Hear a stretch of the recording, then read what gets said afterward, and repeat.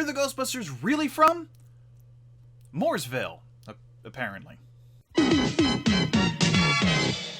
Okay, not all the Ghostbusters are from Moorville, just Ray.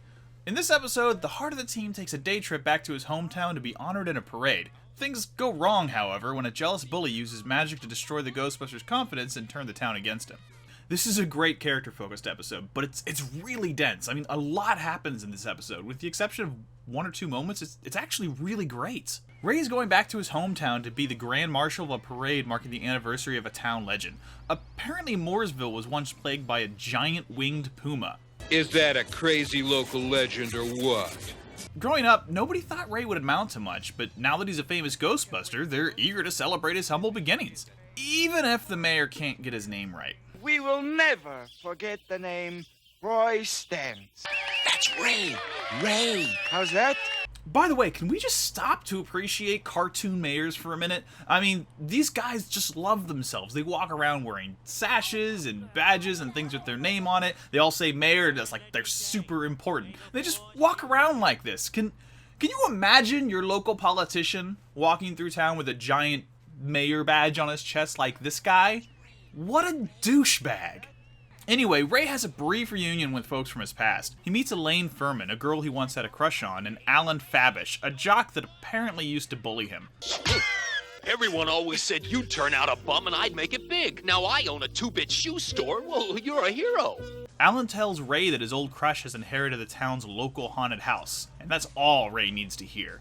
I can't sell it or rent it. Folks say it's haunted. You just said the magic word. Time I gave you folks a little demonstration on the house. But just as Ray's about to storm into the haunted house to take out a couple of lowly Class 2s, we see a very obvious Alan reading a negative energy spell from the Book of Pig Latin Magic. A-Rays on a gay edit gay. That translates to, Ray's gonna get it, if you're not completely fluent in the ancient tongue. This gives the meager spirits a massive upgrade. They rough up the town celebration and send Ray packing. The mayor is pissed. Those ghosts always stayed in that house till you got them mad. With the town turned against him, Ray heads back to New York to seek advice from the team. Ray's got problems. Well, we knew that back in college. But Egon can't find anything wrong with the pack. So when Ray fails to catch the ghosts a second time, he assumes it's all his own fault. After the spell is deactivated, the rest of the team catches the ghosts, and that cinches it. Ray quits the Ghostbusters. I just love the team's reasons for why Ray can't quit. You lose your pension benefits. And we won't be able to sing Barbershop Quartet anymore. We never did. True, but we could have. At this point, a lot's happened in this episode, but believe it or not, it's not even half over. Ray, with his confidence destroyed, goes and gets a job at the bully's shoe store, and while he's there, the Ghostbusters keep trying to find ways to bring his confidence back up and to get him to join the team. I've got a plan. No electric shock, Egon. I've got another plan. They even set up a fake haunting with Slimer, but it doesn't work. Ray's sharper than that. Hey, I appreciate the effort, guys, but it's no use. Shoes are my life. It's such a dense episode. Eventually, Ray stumbles across the spell book at the bully shoe store and figures out that he was set up. It turns out that the leftover energy from the spell woke up the town's legendary winged puma monster, and Ray figures out that he needs to reverse the polarity on his proton pack to catch it. Pay you for this later, Mr. Johnson. Sure thing, Ray. Boy always did have the oddest pets. Now, if I can just reverse the polarity. Now, this is the one point in the episode where things get a little ridiculous. In order to chase the winged creatures, the Ghostbusters decide they need to fly, and they build a hot air balloon out of a giant shoe and a Ray-shaped parade balloon. Fighting a flying cat from inside a shoe!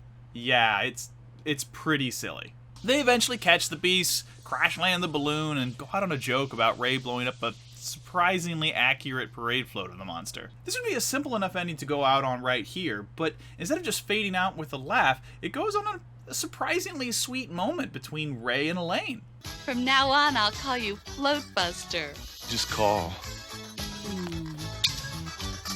That's just adorable and incredibly earnest. One of the best character moments for Ray we've seen yet. I absolutely love it, but it's almost a shame. This isn't the kind of show that spends time building relationships like this. I mean, I can't say for sure because I haven't seen the rest of the series yet, but I bet we never see Elaine again. It's not like she's a particularly memorable character or anything, so it's not a huge loss, but it is too bad to have to waste this little moment without having any kind of follow-up. Either way, it's a great little character-focused episode, and yet another example of how strong the writing is in the Real Ghostbusters first season. That's it for today, but thanks for watching this nerdy series. If you like it and you want to see more, you can hit that subscribe button over there, and maybe there'll be a playlist where you can watch the past episodes. If not, you can leave a comment below about what I'm doing wrong and what you don't like about me. Or, you could do both. That's totally acceptable. This is the internet. You can do whatever you want. Whatever you want! So, thanks for watching. Have a wonderful week, and I'll see you later. Bye.